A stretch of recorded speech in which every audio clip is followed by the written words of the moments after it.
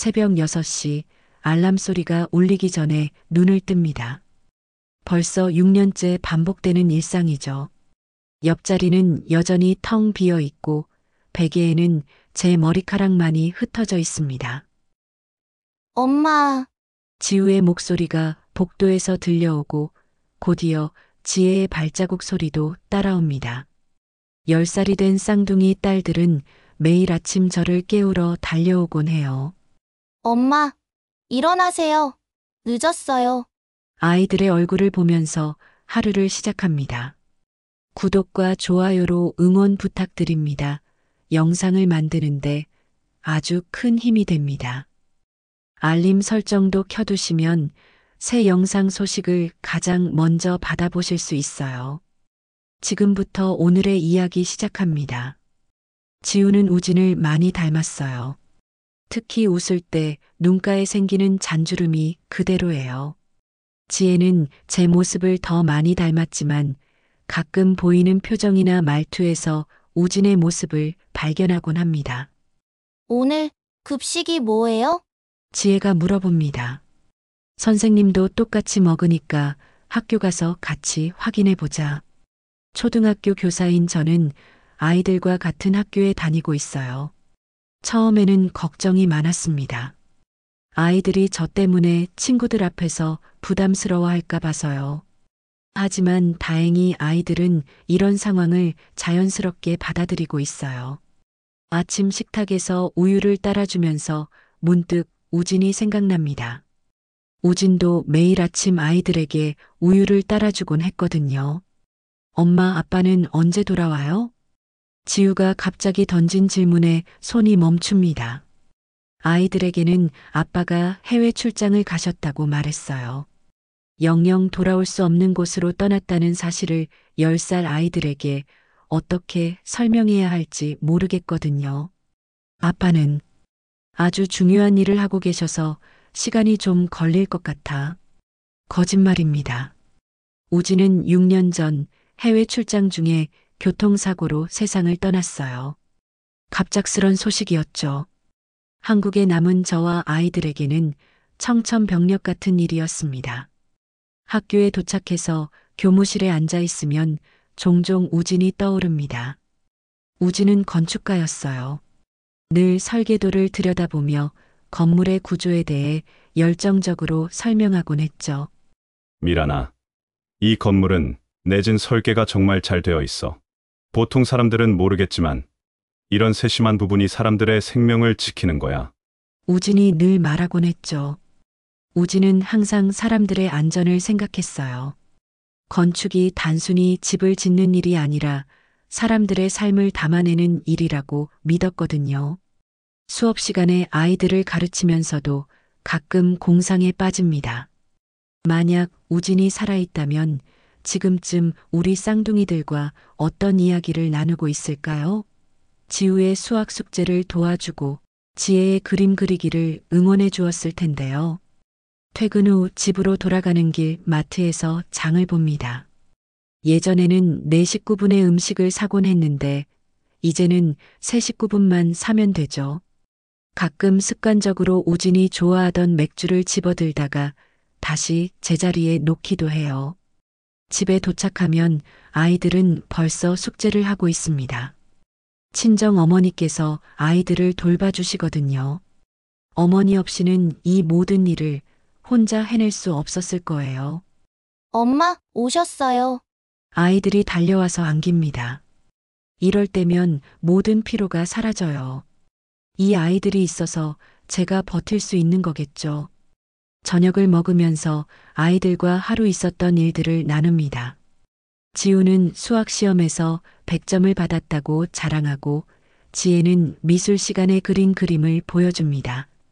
밤이 되어 아이들을 재운 후 혼자 거실에 앉아 있습니다. 텔레비전에서는 날씨 예보가 나오고 있어요. 기상캐스터가 내일부터 전국적으로 강한 비가 내릴 예정입니다. 특히 충청도 지역은 많은 양의 비가 예상되오니 주의 바랍니다. 하고 말합니다. 그냥 평범한 여름 장마련이 생각했거든요. 그때는 몰랐어요. 이 비가 제 인생을 완전히 바꿔놓을 줄은요. 침실로 들어가서 옷장 위에 놓인 우진의 사진을 바라봅니다. 웃고 있는 우진의 모습이 여전히 생생해요. 우진아, 아이들이 많이 컸어. 너를 많이 닮았어. 사진 속 우진은 대답이 없습니다. 하지만 마치 제 말을 듣고 있는 것처럼 느껴져요. 6년이라는 시간이 흘렀지만 여전히 우진이 그립습니다. 아이들을 키우면서 느끼는 기쁨도 크지만 함께 나눌 사람이 없다는 외로움도 큽니다. 내일도 똑같은 하루가 시작되겠죠. 아침에 일어나서 아이들과 함께 학교에 가고 수업을 하고 집에 돌아와서 저녁을 먹고 잠자리에 드는 평범하지만 소중한 일상이에요. 잠자리에 들면서 창밖을 봅니다. 벌써 빗방울이 떨어지기 시작했어요. 그저 여름철 평범한 비라고 생각했습니다. 하지만 이 비가 저에게 기적 같은 선물을 가져다 줄 줄은 꿈에도 몰랐어요. 새벽부터 내리기 시작한 빗소리에 잠이 깼습니다.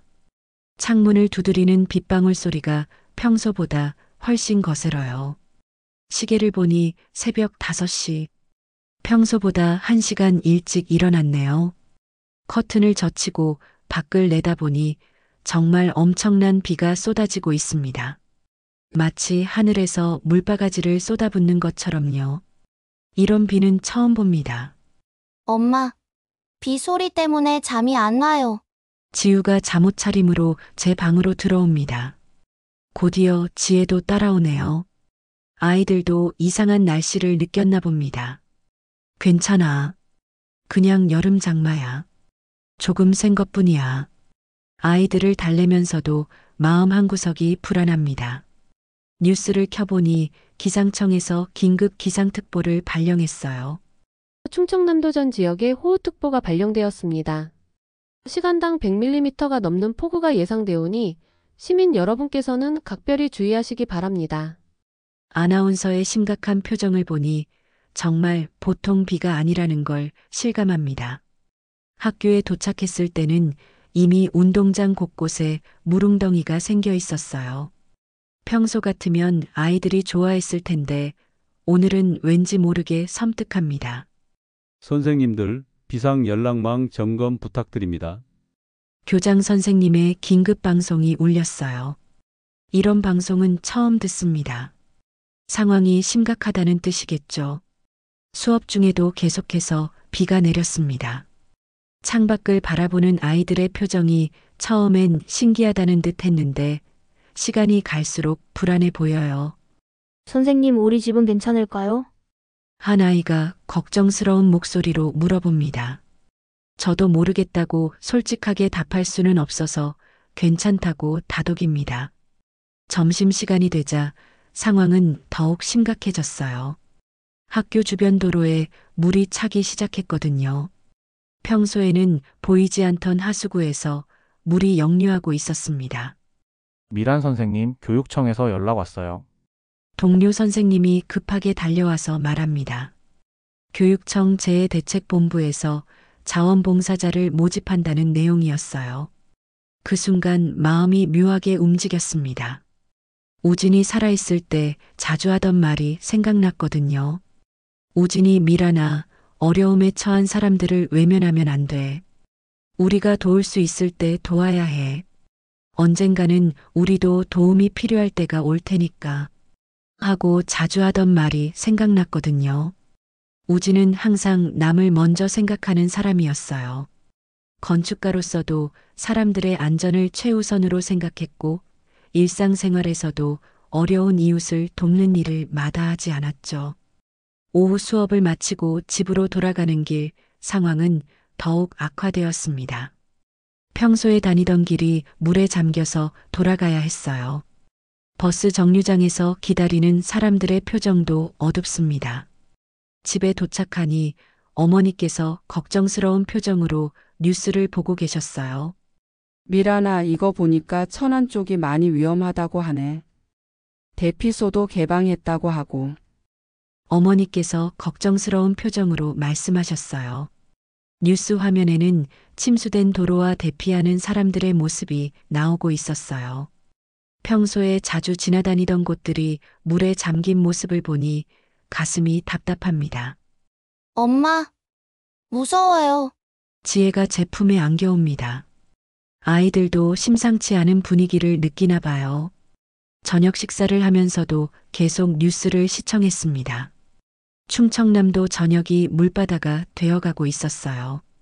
특히 천안과 아산, 당진 지역의 피해가 심각했습니다. 그때 핸드폰이 울렸어요. 교육청에서 온 긴급 문자였습니다. 문자 내용은 재해 현장 자원봉사자 긴급 모집, 대피소 운영 및 피해 주민 지원 업무, 참가 희망자는 내일 오전 8시까지 연락 바람. 이었습니다. 문자를 읽으면서 마음이 무거워졌어요. 한편으론 도움이 필요한 사람들을 위해 무언가 해야겠다는 생각이 들었고, 다른 한편으론 아이들을 두고 갈 수 없다는 생각도 들었거든요. 어머니, 제가 봉사활동에 참여하려고 하는데 아이들을 좀 부탁드릴 수 있을까요? 당연하지. 이런 때일수록 서로 도와야 하는 거 아니겠니? 어머니께서 흔쾌히 승낙해 주셨어요. 아이들은 처음엔 저 없이 며칠을 보내야 한다는 사실에 서운해했지만 어려운 사람들을 도우러 간다는 말에 이해해 주었어요. 엄마, 조심히 다녀오세요. 우리가 할머니랑 잘 있을게요. 지우가 의젓하게 말합니다. 10살밖에 안 된 아이가 이렇게 말하니 마음이 짠해졌어요. 밤늦게 봉사 참가 신청을 했습니다. 내일부터 일주일간 대피소에서 생활하면서 피해 주민들을 도울 예정이에요. 잠자리에 들기 전 우진의 사진을 바라봅니다. 우진아, 내가 당신이라면 어떻게 했을까? 당신은 분명히 남을 도왔겠지? 사진 속 우진이 미소 짓는 것 같았어요. 마치 잘했다고 가서 열심히 도우라고 격려하는 것 같았습니다. 창밖으로는 여전히 거센 비가 내리고 있어요. 내일이면 이 빗속으로 들어가야 합니다. 무서우면서도 한편으론 가슴이 뜁니다. 그때는 몰랐어요. 이 결정이 제 인생을 완전히 바꿔놓을 거라는 사실을요. 우진과의 기적 같은 재회로 이어질 거라는 것도요. 비는 밤새 그치지 않았습니다. 새벽까지 창문을 두드리는 빗소리를 들으면서 내일을 기대하기도 하고 걱정하기도 했어요. 하지만 분명한 건 이 선택을 후회하지 않을 거라는 것이었습니다. 대피소에 도착한 순간 마치 전쟁터에 온 것 같은 느낌이 들었습니다. 천안시 중앙체육관은 순식간에 피해 주민들과 자원봉사자들로 가득 찼어요. 젖은 옷을 입은 사람들, 울고 있는 아이들, 걱정스러운 표정의 어른들이 곳곳에 앉아 있었습니다. 미란 선생님이시죠? 아동 돌봄 구역으로 배치해 드릴게요. 교육청 담당자가 저를 안내해 줍니다. 초등교사라는 경력 때문에 자연스럽게 아이들을 돌보는 역할을 맡게 되었어요. 아동 돌봄 구역에는 부모와 떨어진 아이들이 많았습니다. 어떤 아이들은 할머니나 할아버지와 함께 왔고, 어떤 아이들은 이웃 어른들과 함께 대피해 왔어요. 모두 불안해하고 있었지만 아이들 특유의 적응력으로 금세 새로운 환경에 익숙해지고 있었습니다. 선생님, 우리 집 물 다 빠지면 다시 갈 수 있어요? 8살 정도로 보이는 아이가 물어봅니다. 천진난만한 표정이지만 눈가에는 불안함이 어려 있어요. 당연하지. 물이 빠지면 다시 집으로 돌아갈 수 있어. 그때까지 여기서 선생님이랑 재미있게 놀자. 아이들과 함께 시간을 보내면서 점차 대피소의 분위기에 익숙해졌습니다. 하지만 여전히 혼란스러운 상황이었어요. 사람들이 계속 들어오고 나가면서 체육관은 늘 북적거렸습니다. 그때였어요. 대피소 입구 쪽에서 누군가와 대화하는 남자의 뒷모습이 눈에 들어왔습니다. 키가 크고 어깨가 넓은 익숙한 실루엣이었어요. 마음이 두근거리기 시작했습니다. 설마 하는 생각이 들면서도 계속 그 사람을 바라보게 되었어요. 우진과 비슷한 체격이었거든요. 그 남자는 손에 건축도면 같은 것들을 들고 있었습니다. 다른 사람들과 건물의 안전성에 대해 이야기하고 있는 것 같았어요. 목소리는 들리지 않았지만 손짓으로 뭔가를 설명하는 모습이 보였습니다. 아, 저분은 박민성 씨예요. 건축 안전 점검관이셔서 침수된 건물들을 검사하러 다니고 계세요. 옆에 있던 자원봉사자가 제가 그분을 바라보는 걸 보고 설명해 줍니다. 건축 안전 점검관이요? 네, 전국을 돌아다니면서 제 현장의 건물 안전성을 검사하는 일을 하신대요. 이번에도 침수 피해를 입은 건물들이 안전한지 확인하러 오셨다고 하네요. 그 순간 가슴이 철렁했습니다. 건축 관련 일을 하신다는 얘기에 더욱 우진이 떠올랐거든요. 하지만 우진은 이미 세상을 떠났는데 제가 왜 이런 생각을 하고 있는 건지 스스로도 이해할 수 없었어요. 박민성이라는 그 사람은 오후 내내 대피소를 드나들면서 주변 건물들을 점검했습니다. 가끔씩 체육관 안으로 들어와서 다른 관계자들과 이야기를 나누기도 했어요. 저는 아이들을 돌보면서도 자꾸만 그 사람에게 시선이 갔습니다. 뒷모습만 봐도 우진과 너무나 닮았거든요. 걸음걸이나 서 있는 자세까지도요. 선생님, 저 아저씨가 우리 집도 봐줄까요? 아이가 가리키는 방향을 보니 박민성 씨가 한 가족과 이야기하고 있었습니다. 침수 피해를 입은 집의 안전성에 대해 설명해주고 있는 것 같았어요. 그때 처음으로 그의 옆모습을 볼 수 있었습니다. 순간 숨이 막혔어요. 코와 턱선이 우진과 매우 닮았거든요. 하지만 전체적인 얼굴은 달랐습니다. 더 말랐고 피부색도 좀 더 어두웠어요. 아마 봐주실 거야. 저분은 모든 집을 확인해 주시거든. 아이에게 대답하면서도 계속 그를 관찰했습니다. 혹시나 하는 마음에요. 저녁 시간이 되자 대피소는 더욱 분주해졌습니다. 급식 봉사자들이 도시락을 나누어 주고 있었어요. 저도 아이들과 함께 줄을 서서 저녁을 받았습니다. 그때 박민성 씨도 저녁을 받으러 왔습니다. 저희보다 두세 명 앞서서 줄을 서 있었어요. 가까이서 보니 더욱 우진과 닮은 점들이 눈에 띄었습니다. 특히 도시락을 받을 때 보인 그의 손이 정말 우진의 손과 똑같았어요. 길고 가는 손가락, 새끼손가락에 있는 작은 흉터까지도요. 우진이 대학 시절 건축 모형을 만들다가 다쳤던 그 흉터와 똑같았습니다. 심장이 빨리 뛰기 시작했어요. 설마 하는 생각이 점점 커졌습니다. 하지만 동시에 불가능하다는 이성적인 판단도 있었죠. 우진은 분명히 6년 전에 세상을 떠났으니까요. 박민성 씨는 도시락을 받고 체육관 한쪽 구석에 앉아서 혼자 식사를 했습니다. 먹는 모습도 젓가락을 쓰는 방법도 우진과 비슷했어요. 선생님, 왜 안 드세요? 아이가 걱정스럽게 물어봅니다. 저도 모르게 식사하는 걸 멈추고 박민성 씨만 바라보고 있었나 봐요. 아니야, 괜찮아. 선생님도 먹을게. 억지로 밥을 먹으면서도 계속 그를 관찰했습니다. 식사를 마친 후 그는 다시 건축 도면들을 꺼내서 무언가를 확인하고 있었어요. 도면을 보는 그의 모습이 너무나 우진과 닮았습니다. 펜을 돌리는 습관, 턱을 괴고 생각하는 모습, 중요한 부분에 동그라미를 치는 방식까지도요. 이상했어요. 우연의 일치치고는 너무나 많은 부분이 닮아 있었거든요. 마치 우진이 조금 다른 모습으로 변해서 제 앞에 나타난 것 같았습니다. 밤이 되어 대피소가 조용해졌을 때도 박민성 씨는 계속 일을 하고 있었어요.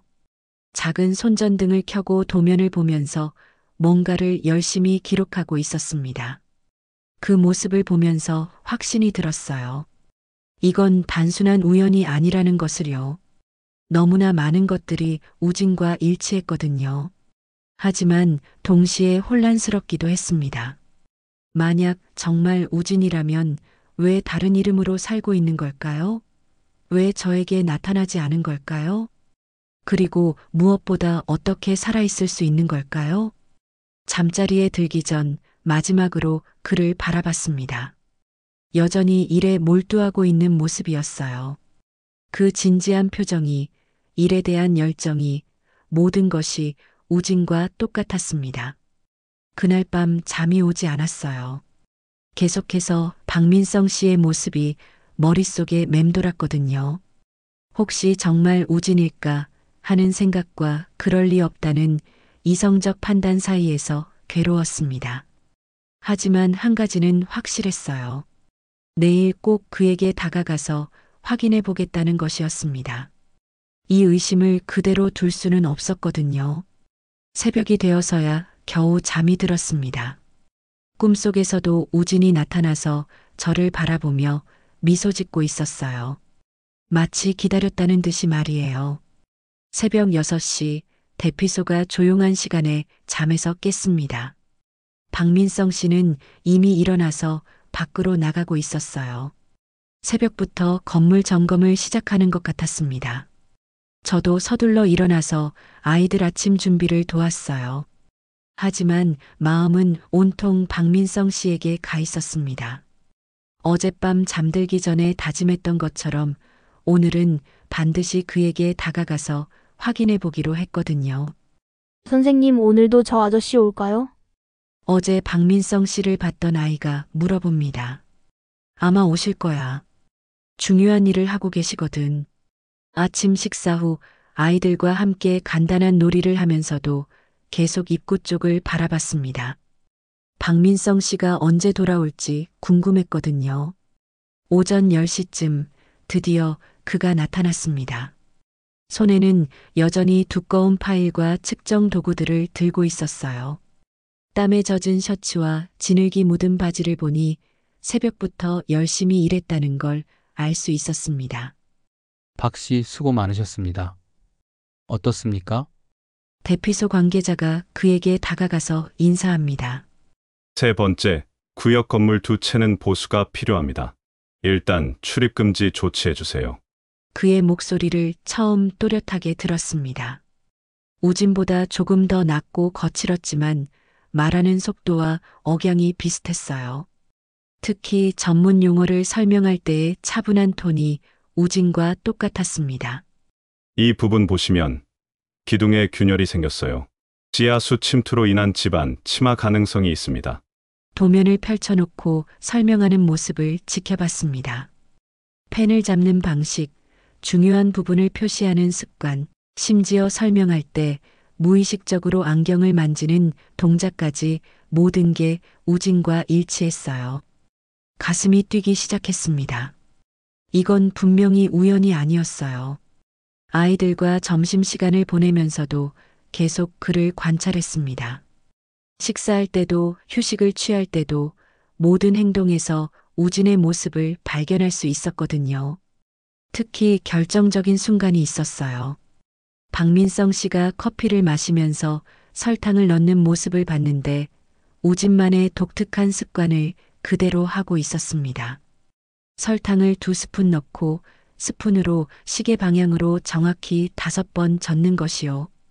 이런 세세한 습관까지 똑같을 수는 없습니다. 이제 거의 확신에 가까워졌어요. 오후에는 더욱 가까이에서 그를 관찰할 기회가 생겼습니다. 아이들 중 한 명이 아빠가 건축가라고 하면서 박민성 씨에게 관심을 보였거든요. 아저씨, 우리 아빠도 건축가예요. 그래? 그럼 아저씨랑 아빠가 비슷한 일을 하는구나. 아이와 대화하는 그의 모습을 지켜보면서 더욱 확신이 들었습니다. 아이들을 대하는 방식이 우진과 완전히 같았어요. 눈높이를 맞춰주고 쉬운 말로 설명해 주는 것까지요. 아저씨는 어떤 집을 지어요? 아저씨는 집을 짓는 게 아니라 위험한 집이 없는지 확인하는 일을 해. 사람들이 안전하게 살 수 있도록 말이야. 그 말을 들으면서 눈물이 날 뻔했습니다. 우진도 항상 사람들의 안전을 최우선으로 생각했거든요. 건축이 단순히 건물을 짓는 일이 아니라 사람들의 생명을 지키는 일이라고 했던 우진의 말이 떠올랐어요. 우와, 멋져요. 선생님, 이 아저씨 정말 멋지죠? 아이가 저를 바라보며 말합니다. 그 순간 박민성 씨도 저를 바라봤어요. 처음으로 그와 눈이 마주쳤습니다. 순간 시간이 멈춘 것 같았어요. 분명히 다른 얼굴이었지만 그 눈빛만큼은 우진과 똑같았거든요. 깊고 따뜻한, 그리면서도 어딘가 슬픈 그 눈빛이요.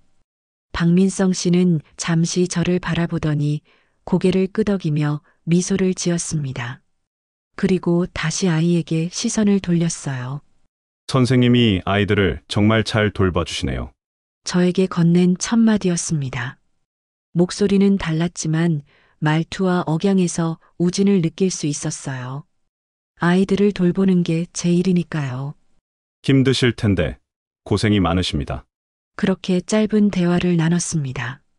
하지만 그 짧은 순간에도 저는 더 많은 확신을 얻을 수 있었어요. 저녁이 되어 박민성 씨가 오늘의 점검을 마치고 돌아왔을 때 저는 용기를 내서 다가갔습니다. 혹시 잠깐 시간 괜찮으시다면. 네. 무슨 일이시죠? 아이가 건축에 관심이 많아서요. 혹시 간단하게 설명해 주실 수 있나요?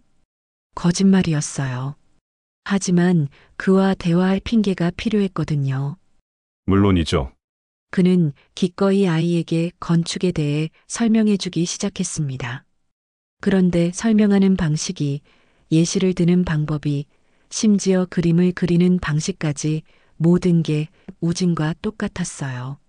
박민성, 건물이라는 건 사람이 사는 곳이야. 그래서 무엇보다 안전해야 하고 편안해야 해. 우진이 저에게 처음 건축에 대해 설명해 줄 때 했던 말과 똑같았습니다. 와, 정말 재미있어요. 아이가 신나서 말합니다. 박민성 씨도 만족스러운 표정을 지었어요. 정말 감사합니다. 아이가 이해하기 쉽게 설명해 주셔서요. 별 말씀을요. 아이들이 관심을 가져주니 저도 기분이 좋네요. 그때 결정적인 순간이 왔습니다. 바람에 날려온 종이를 주우려고 몸을 숙인 박민성 씨의 목 뒤쪽에서 작은 점을 발견했거든요. 우진의 목 뒤에 있던 것과 똑같은 위치에 있는 점이었어요. 이제 더 이상 의심할 여지가 없었습니다. 이 사람은 분명히 우진이에요. 하지만 어떻게 이럴 수 있는 걸까요? 왜 다른 이름으로 살고 있는 걸까요? 그날 밤 잠자리에 들면서도 온갖 생각이 머릿속을 맴돌았습니다. 분명히 우진인데 왜 모르는 척하는 걸까요? 혹시 기억을 잃은 걸까요? 아니면 어떤 사정이 있는 걸까요? 하나 확실한 건 내일은 반드시 진실을 확인해야겠다는 것이었습니다. 이런 상황을 더 이상 지켜볼 수만은 없었거든요. 새벽녘 박민성 씨가 일찍 나가는 모습을 봤습니다. 뒷모습을 바라보면서 마음속으로 다짐했어요. 오늘은 반드시 직접 물어보겠다고.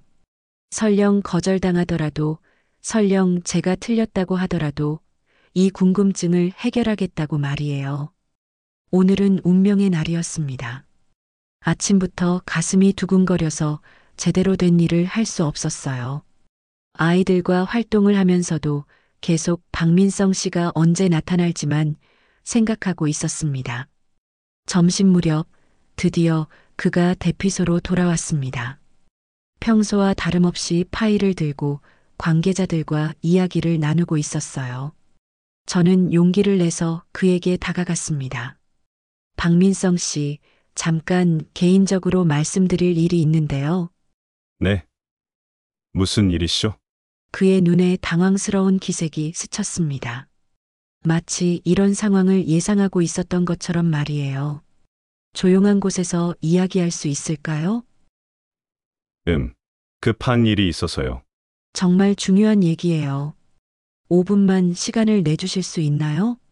잠시 망설이던 그가 결국 고개를 끄덕였습니다. 알겠습니다. 밖으로 나갈까요? 대피소 뒤편 공터로 나왔습니다. 주변에는 아무도 없었어요. 침수 피해로 방치된 나무들과 쓰레기들이 널브러져 있는 쓸쓸한 곳이었습니다. 한동안 서로 말이 없었습니다. 저는 어떻게 시작해야 할지 몰라서 망설이고 있었고, 그는 불안한 듯 계속 손목시계를 들여다보고 있었어요. 혹시 천안에 오신 게 처음이신가요? 네. 처음입니다. 제 현장을 돌아다니는 일이라서요. 가족은 어디 계세요? 가족이요? 혼자 살아서요. 이런 일의 특성상 정착하기가 어려워서요. 그의 대답을 들으면서 마음이 복잡해졌습니다. 만약 정말 우진이라면 저와 아이들이 가족인데 왜 이런 말을 하는 걸까요? 박민성이라는 이름이 본명이신가요? 그 질문에 그의 몸이 살짝 경직되었습니다. 명백히 동요하고 있었어요. 왜 갑자기 이런 질문을? 죄송해요. 너무 개인적인 질문이었나요? 그런데 정말 궁금해서요. 혹시 다른 이름으로 불린 적은 없으신가요? 무슨 뜻인지 모르겠는데요. 그의 목소리가 떨리고 있었습니다. 분명히 뭔가를 숨기고 있었어요. 김우진이라는 이름. 들어보신 적 없나요? 그 순간 그의 얼굴이 완전히 굳었습니다. 마치 예상했던 질문이 마침내 나온 것처럼 말이에요. 그게 무슨... 당신이 우진이죠? 더 이상 돌려서 말할 수 없었습니다. 직접적으로 물어봤어요. 무슨 말씀을 하시는 건지. 커피에 설탕 2스푼 넣고 시계 방향으로 5번 젓는 습관, 설명할 때 무의식적으로 안경 다리를 만지는 습관, 목 뒤쪽에 있는 작은 점, 새끼손가락에 있는 흉터까지 모든 게 우진과 똑같아요. 그의 얼굴이 창백해졌습니다. 더 이상 부인할 수 없다는 걸 아는 것 같았어요. 6년 전에 해외 출장에서 교통사고로 죽었다고 했잖아요. 그런데 왜 여기 있어요? 왜 다른 이름으로 살고 있어요? 눈물이 쏟아지기 시작했습니다. 6년 동안 참았던 그리움과 분노, 배신감이 한꺼번에 밀려왔거든요. 미라나. 드디어 그가 제 이름을 불렀습니다. 우진의 목소리로요. 정말 우진이구나. 정말 당신이었구나. 달려가서 그를 껴안으려 했지만 그는 한 걸음 뒤로 물러났어요. 미라나, 미안해. 정말 미안해. 미안하긴 뭘 미안해. 왜 이렇게 살고 있어? 왜 죽은 척했어? 아이들이 얼마나 아빠를 그리워하는지 알아? 목이 메어서 제대로 말할 수 없었습니다. 다 사정이 있었어. 지금 설명하기 어려운 일들이 있었다고. 사정이 뭔데? 무슨 사정이면 가족을 버리고 혼자 사는 거야? 버린 게 아니야. 너희를 지키려고 한 거야. 지키려고? 무슨 소리야? 우리가 무슨 위험에 처했다고? 우진, 복잡한 일이야. 지금 여기서 다 설명할 수는 없어. 시간도 없고. 시간이 없다고? 6년 동안 뭐 했는데 지금 시간이 없다는 거야? 감정이 폭발해서 소리를 질렀습니다. 그동안 쌓였던 모든 원망이 터져나왔어요. 미라나, 제발 이해해줘. 정말 어쩔 수 없는 상황이었어. 어쩔 수 없다고? 그럼 지금은 뭐야? 지금은 어쩔 수 있다는 거야? 아직도 위험해. 아직도 상황이 정리되지 않았어. 무슨 위험인지 말해봐. 도대체 무슨 일이 있었던 거야? 건설회사, 부실공사 은폐 사건에 연루됐어. 증거를 발견했는데 그들이 나를 없애려고 했어. 그래서 죽은 척한 거야? 가족들이 위험에 처할 수도 있었어. 그래서 죽음을 가장하고 숨어 지낸 거야. 이해가 안 되는 건 아니었어요. 하지만 받아들이기 어려웠습니다. 그럼 지금은 아직도 위험하다고? 증거를 모으고 있어. 전국을 돌아다니면서 그들의 부실공사 현장을 찾고 있고 충분한 증거가 모이면 공개할 거야. 언제까지? 언제까지 이렇게 살 거야? 고지야. 곧 끝날 거야. 고지 언제야? 또 몇 년을 기다려야 하는 거야? 미라나, 정말 미안해. 하지만 지금은 아직 시기가 아니야. 그때 우진의 핸드폰이 울렸습니다. 잠깐만. 전화를 받는 그의 표정이 심각해졌어요. 알겠습니다. 지금 갈게요. 전화를 끊고 저를 바라봤습니다. 미란아, 급한 일이 생겼어. 일단 가봐야겠어. 뭐야? 또 도망가려는 거야? 도망이 아니야. 정말 급한 일이. 그럼 언제 다시 만날 수 있어? 언제 제대로 얘기할 수 있어? 내일 저녁에 다시 만나자. 그때 자세히 설명해 줄게. 약속해? 약속해. 반드시 만나자. 그렇게 말하고는 급하게 사라져버렸어요. 저는 혼자 남아서 울었습니다. 기쁘면서도 화가 나고 그리우면서도 원망스러웠거든요. 우진이 살아있다는 사실이 믿어지지 않았어요. 꿈이 아닐까 하는 생각도 들었습니다. 하지만 그의 체온과 목소리, 익숙한 모든 것들이 현실이었어요. 대피소로 돌아가면서 마음을 정리했습니다. 내일 저녁 드디어 6년 동안의 비밀을 모두 들을 수 있을 거예요. 그리고 우리 가족이 다시 함께할 수 있는 방법을 찾을 수 있을 거라고 믿었습니다. 하루 종일 시계만 바라보며 저녁을 기다렸습니다. 아이들을 돌보면서도 식사를 하면서도 마음은 온통 우진과의 약속에 가 있었어요. 6년 동안 품어왔던 모든 궁금증이 오늘 밤 해결될 거라는 생각에 가슴이 두근거렸습니다. 저녁 8시 약속 장소인 대피소 뒤편 공터로 나갔습니다. 우진은 이미 와서 기다리고 있었어요. 어젯밤처럼 파일을 들고 있었지만 표정은 어제보다 훨씬 무거워 보였습니다. 왔구나. 응. 기다렸어? 조금 전에 왔어. 앉자. 근처에 있던 콘크리트 블록에 나란히 앉았습니다. 어색한 침묵이 흘렀어요. 6년 만의 재회인데도 무엇부터 말해야 할지 모르겠더라고요. 아이들 얘기부터 들려줄까? 지우랑 지혜가 어떻게 지내고 있어?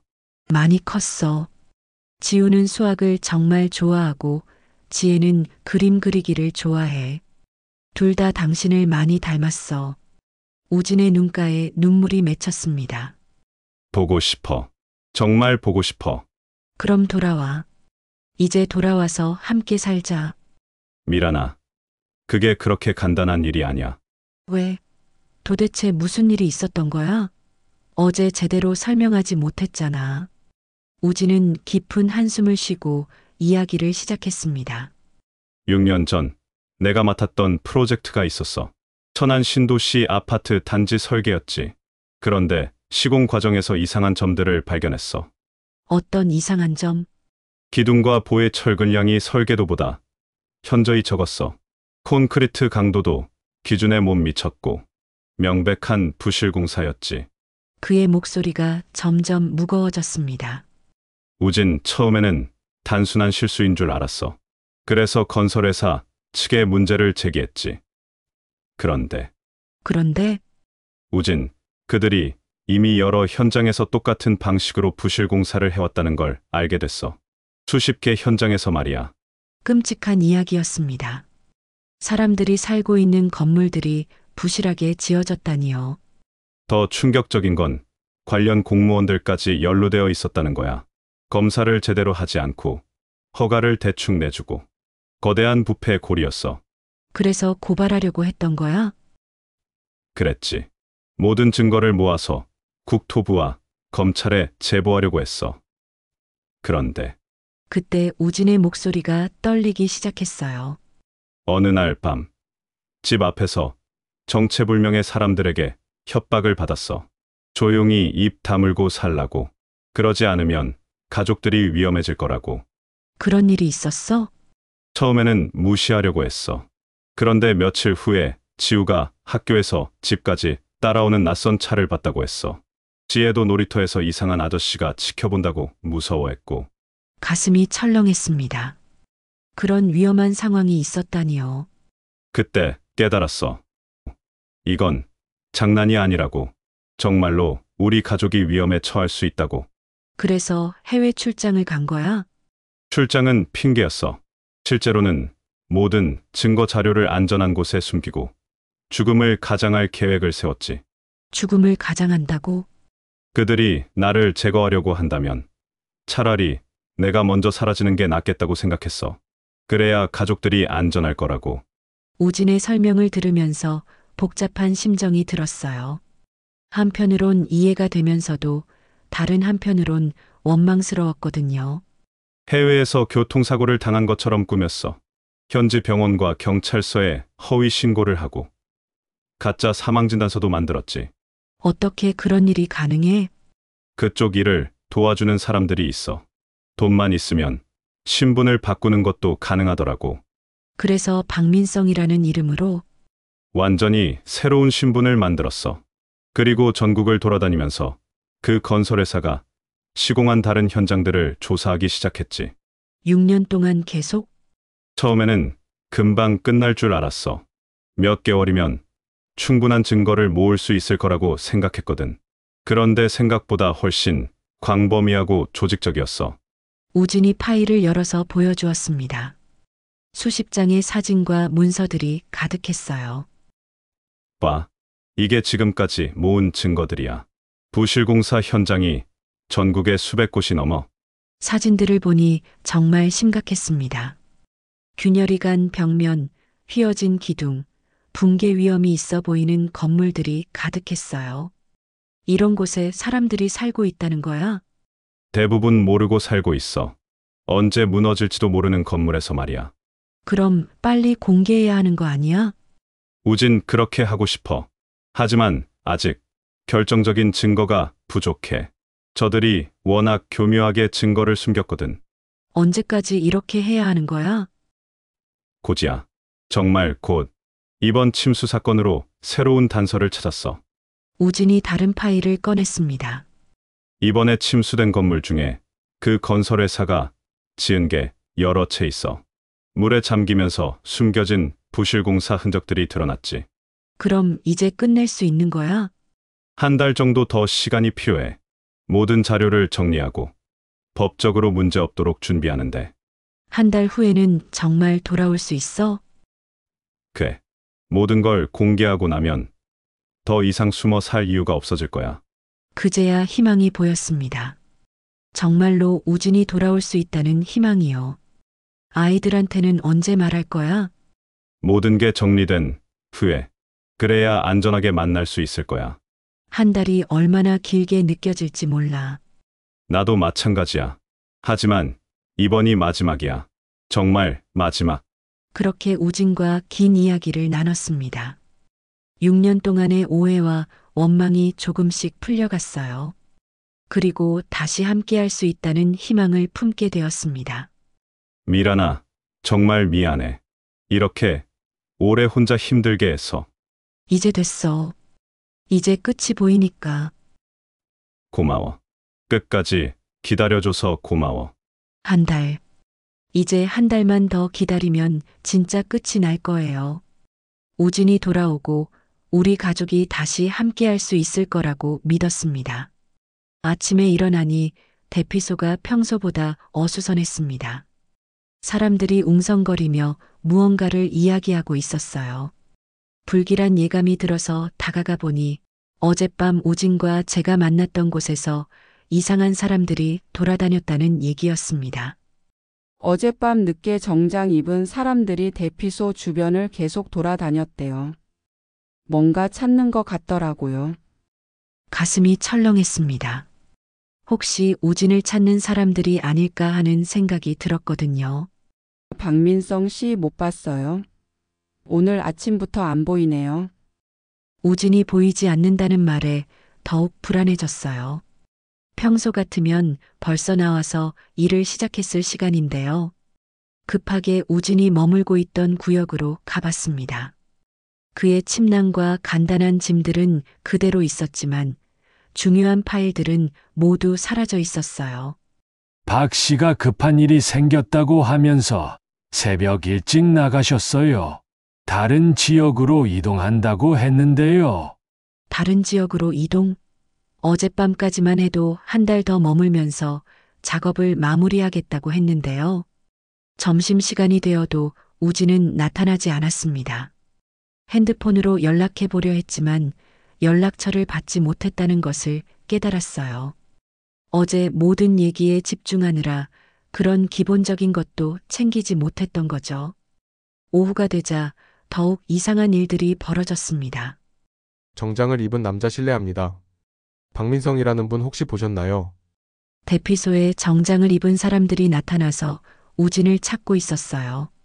겉보기엔 공무원 같았지만 뭔가 어두운 느낌이 들었습니다. 무슨 일로 찾으시는데요? 공무상 확인할 일이 있어서요. 언제쯤 돌아오시는지 아시나요? 잘 모르겠어요. 다른 지역으로 출장 가신 것 같은데요. 그럼 연락처라도 알 수 있을까요? 그것도 모르겠어요. 혹시 어떤 일을 하시는 분인지는 아시죠? 그들의 질문이 점점 구체적이고 끈질겨졌어요. 분명히 뭔가 의도가 있는 것 같았습니다. 건축 안전 점검 일을 하신다고 들었어요. 혹시 이분과 개인적으로 아는 사이신가요? 아니요. 그냥 여기서 뵌 것뿐이에요.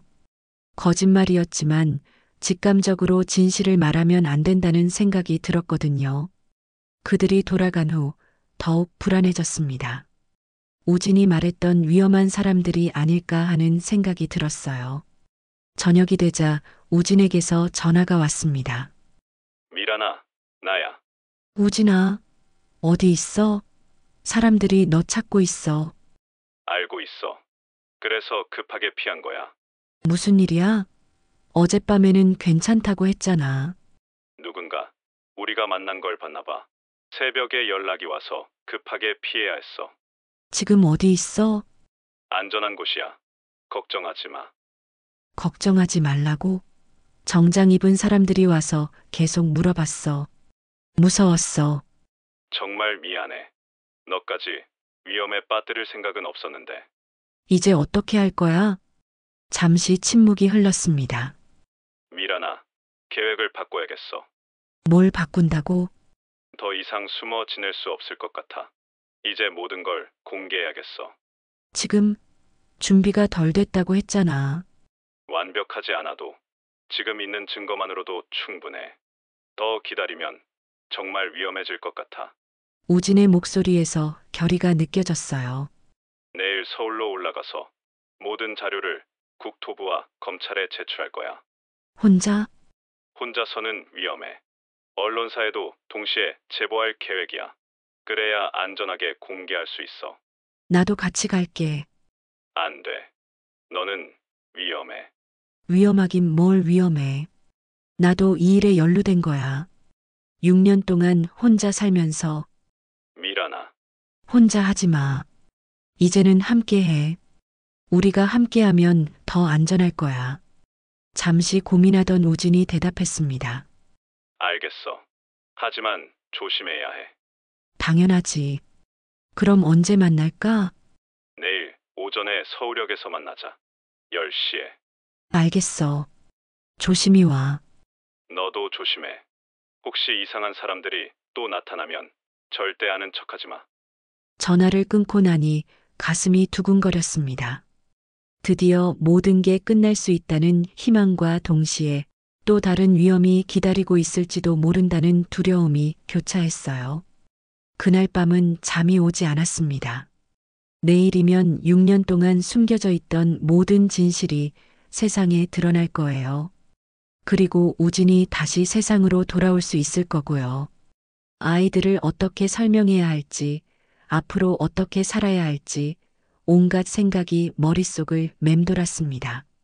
하지만 한 가지 확실한 건 이제 더 이상 혼자가 아니라는 것이었어요.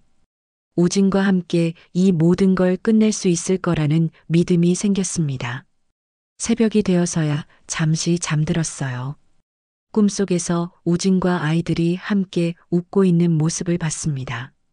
곧 현실이 될 꿈이라고 믿으면서요.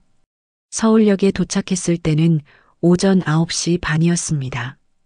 우진과의 약속 시간보다 30분 일찍 왔어요.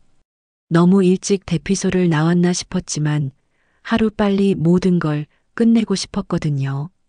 10시 정각 우진이 나타났습니다. 큰 가방을 메고 있었는데 아마 그동안 모은 모든 증거들이 들어있는 것 같았어요. 일찍 왔네. 너무 기다려졌어. 준비 다 됐어? 응. 이제 정말 끝낼 때가 됐어. 택시를 타고 국정감사실로 향했습니다. 우진이 미리 약속을 잡아놓았거든요.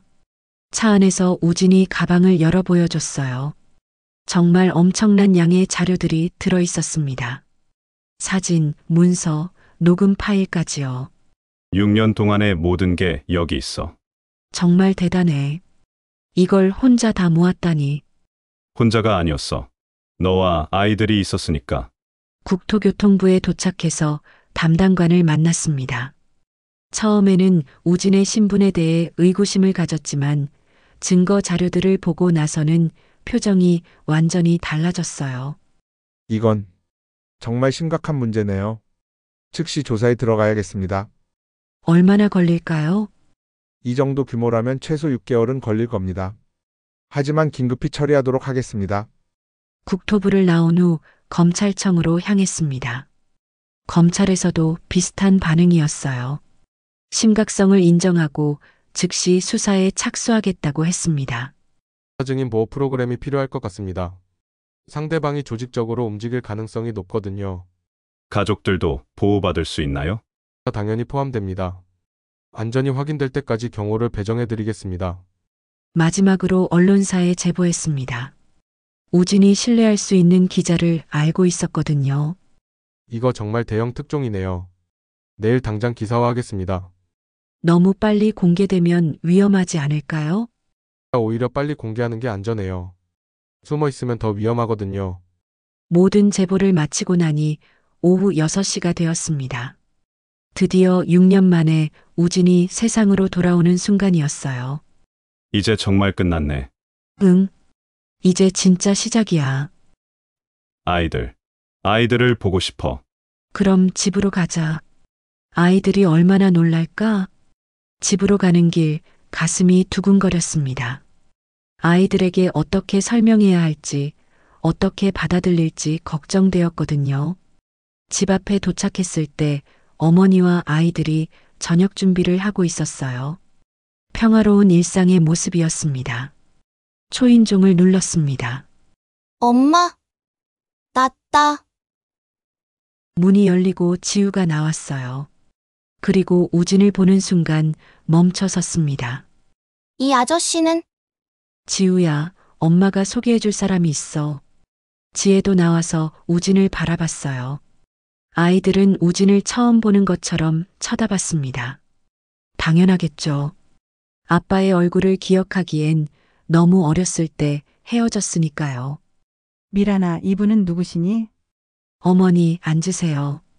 중요한 얘기가 있어요. 거실에 모두 앉았습니다. 우진은 아이들을 바라보며 눈물을 흘리고 있었어요. 아이들아, 이분은 너희 아빠야. 아빠, 우리 아빠가 돌아왔어요? 아이들이 믿기 어렵다는 표정을 지었어요. 응, 아빠가 돌아오셨어. 그동안 아주 중요한 일을 하고 계셨거든. 지우야, 지혜야. 아빠야. 우진이 떨리는 목소리로 말했습니다. 처음에는 아이들이 어색해했어요. 하지만 우진이 아이들 어릴 때 이야기를 들려주고 함께 찍었던 사진들을 보여주니까 점점 마음을 열기 시작했습니다. 정말 우리 아빠예요? 정말이야. 아빠가 너희를 얼마나 보고 싶었는지 몰라. 그럼 이제 계속 같이 살 수 있어요? 그럼 이제 아빠가 어디도 안 가. 그날 밤은 정말 특별했습니다. 6년 만에 온 가족이 함께 저녁을 먹었거든요. 처음에는 어색했지만 시간이 지날수록 자연스러워졌어요. 그로부터 6개월이 지났습니다. 우진의 제보로 시작된 수사는 예상보다 훨씬 큰 파장을 일으켰어요. 수십 명의 공무원과 건설업체 관계자들이 구속되었고 부실공사 건물들은 전면 재건축에 들어갔습니다. 우진은 법정에서 증인으로 출석해서 모든 진실을 증언했어요. 언론에서는 우진을 내부 고발자가 아닌 시민 영웅이라고 불렀습니다. 법원 앞에서 기자들이 몰려들었을 때의 일을 기억합니다. 김우진 씨 6년 동안 숨어 지내면서 어떤 심정이셨나요? 가족과 떨어져 지내는 게 가장 힘들었습니다. 하지만 더 많은 사람들의 안전을 위해 필요한 일이었다고 생각합니다. 앞으로 계획은 어떻게 되시나요? 평범한 아빠로, 평범한 남편으로 살고 싶습니다. 가족과 함께하는 시간이 가장 소중하다는 걸 깨달았거든요. 재판이 모두 끝난 후 우리 가족은 새로운 곳으로 이사했어요. 천안을 떠나 서울 근교의 조용한 동네로 왔습니다. 우진은 작은 건축사무소를 차렸어요. 대형 프로젝트 대신 개인 주택이나 소규모 건물을 설계하는 일을 하고 있습니다. 이제는 정말 사람들이 안전하고 편안하게 살 수 있는 집을 짓고 싶어. 아이들도 새로운 환경에 잘 적응했어요. 지우는 여전히 수학을 좋아하고 지혜는 그림 그리기에 빠져 있습니다. 가끔 우진에게 건축 설계에 대해 물어보기도 해요. 아빠, 나도 커서 아빠처럼 건축가가 될 거야. 그래? 그럼 아빠보다 더 멋진 건축가가 되렴. 나는 예쁜 집을 그리는 사람이 될 거야. 그것도 좋은 생각이야. 지혜가 그린 집을 아빠가 지어줄게. 저녁 식탁에서 가족들과 함께하는 시간이 가장 행복합니다. 평범한 일상이지만 이런 일상이 얼마나 소중한지 이제는 알거든요. 미란아, 고마워. 뭐가 고마워? 끝까지 기다려줘서, 포기하지 않고 믿어줘서. 당연한 거야. 가족이니까. 밤에 잠자리에 들면서 창밖을 봅니다. 별들이 반짝이고 있어요. 6년 전 그 홍수가 없었다면 우진을 다시 만날 수 없었을 거예요. 그 홍수는 많은 것을 앗아갔지만 동시에 가장 소중한 선물을 가져다 주었습니다. 잃었던 가족을 되찾게 해준 기적 같은 선물을요. 지금 우리 가족은 평범하지만 행복한 일상을 살고 있습니다. 서로에게 감사하며 매 순간을 소중히 여기면서 말이에요. 홍수가 남긴 선물, 그것은 바로 두 번째 기회였습니다. 다시 사랑하고 다시 함께할 수 있는 소중한 기회 말이에요. 영상이 마음에 드셨다면 댓글로 여러분의 생각을 공유해 주세요. 시청해 주셔서 진심으로 감사드립니다.